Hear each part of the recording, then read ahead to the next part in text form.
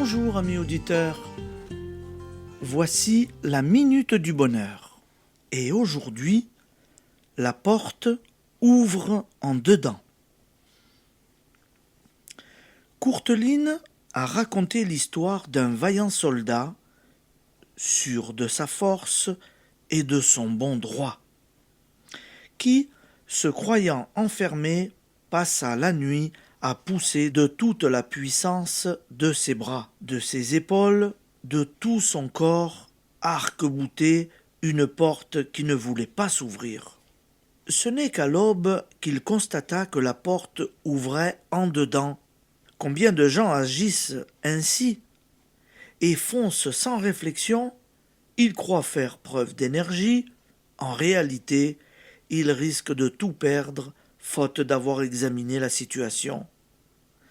Telle est la moralité qui se dégage à première vue de ce conte. Il en est une autre beaucoup plus importante. Ceux mêmes qui sont persuadés de n'épargner aucun effort, de montrer autant de ténacité que de courage pour accéder au bonheur, croient parfois de guerre lasse s'être acharnés en vain. Ils se sont exténués à peser sur la porte alors que celle qui mène au bonheur ouvre à l'intérieur. Car le bonheur est en vous. Ce n'est pas sur les événements qu'il faut agir, c'est sur vous-même.